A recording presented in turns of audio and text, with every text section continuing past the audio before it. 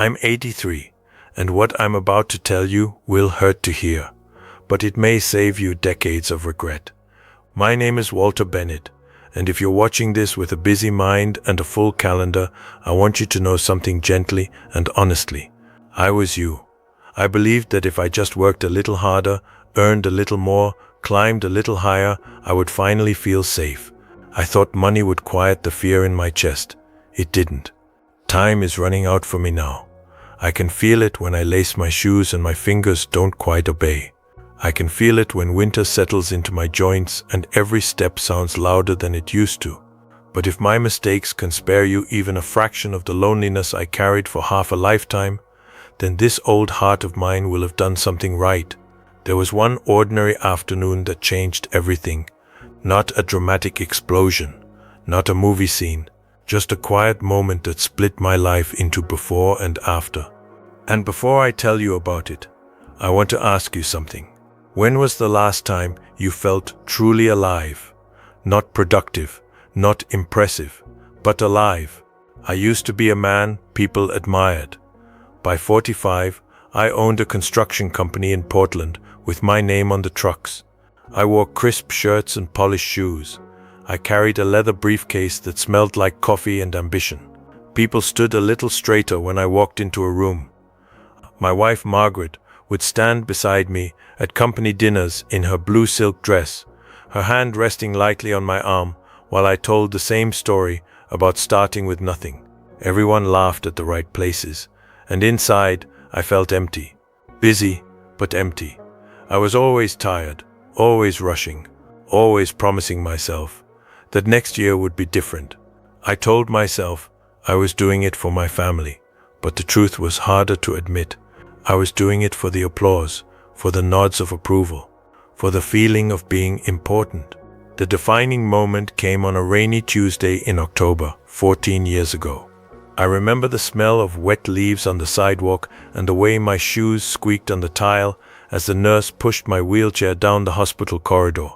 I had collapsed in my office that morning, heart attack. One moment I was arguing about a budget spreadsheet. The next I was staring at a ceiling tile with a tiny crack shaped like a lightning bolt, wondering if this was the last thing I would ever see.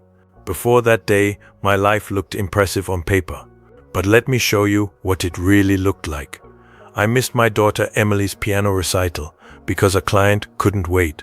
I forgot my son Daniel's 10th birthday until Margaret left a voicemail that sounded like a stranger speaking. I ate more dinners alone in hotel rooms than I ever ate at my own table.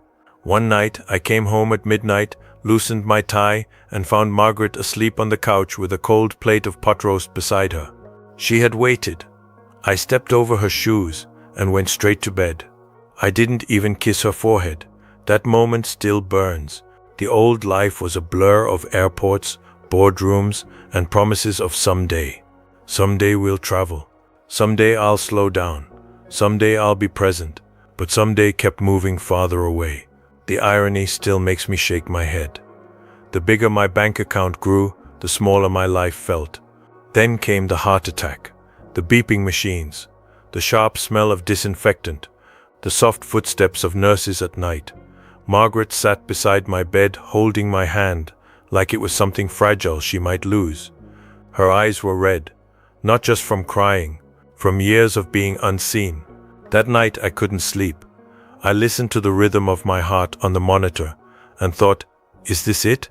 Is this what I spent my life building? A number on a screen and a woman who feels like a stranger? That was the moment I understood something terrifying. I had been rich and poor at the same time. Poor in presence, poor in courage, poor in love. When the doctor came in the next morning, he spoke softly, like you do when words carry weight.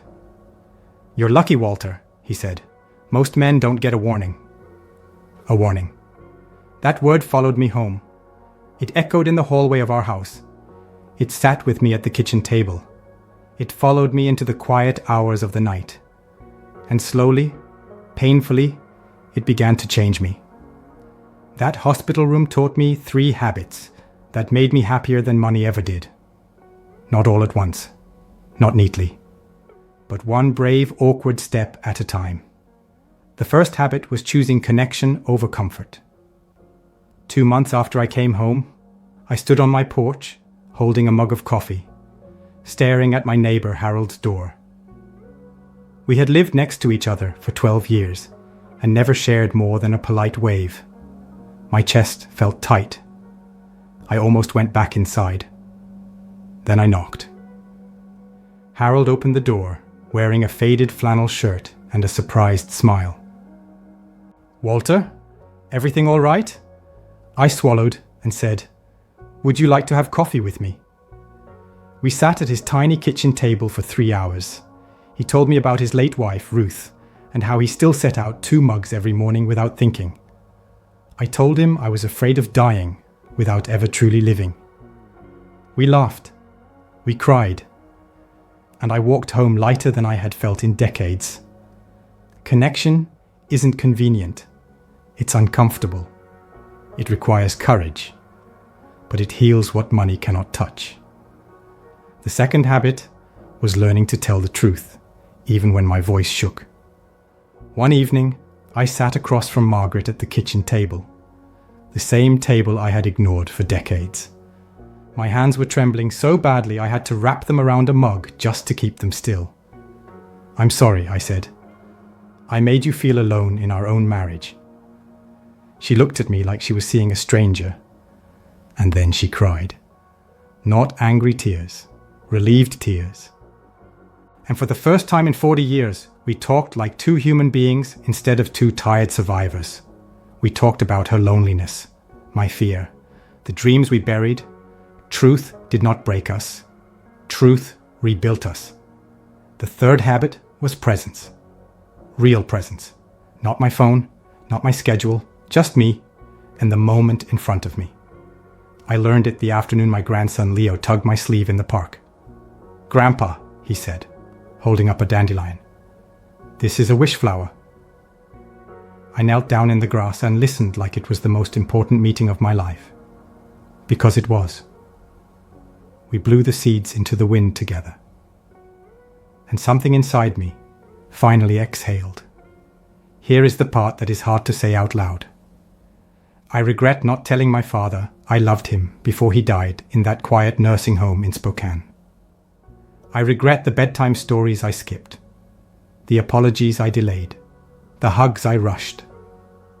I regret believing I had time.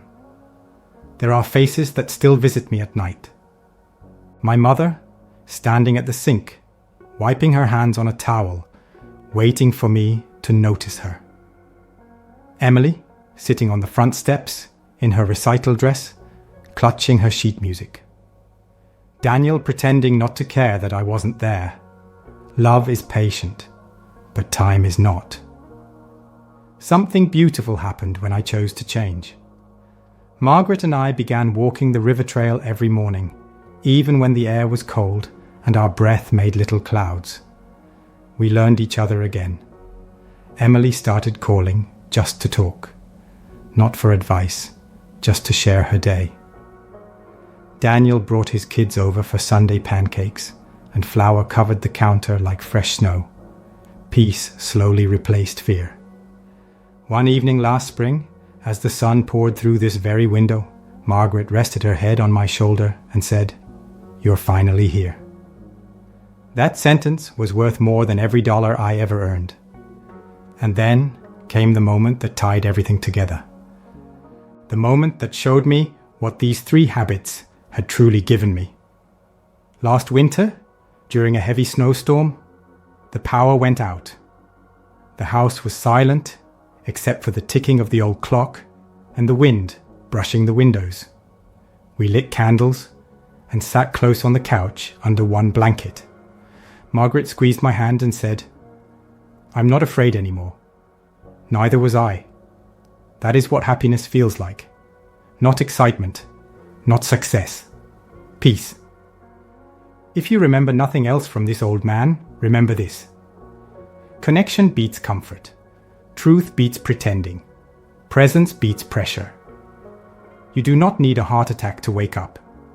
You do not need to lose everything to start living. Look at the people you love. Really look at them. Who have you been meaning to call? What words have you been saving for later? Later is a fragile promise. One day you will sit where I'm sitting, by a quiet window, holding a small framed photo, and you will count your true wealth. It will not be in dollars. It will be in moments, in names, in love. I'm 83. These 3 habits made me happier than money ever could. And it is not too late for you. Not yet. So go. Choose connection. Speak the truth. Be present. And build the life you will be grateful for when your hair is white and your hands are slow. I'll be cheering for you from this old armchair by the window. Pause.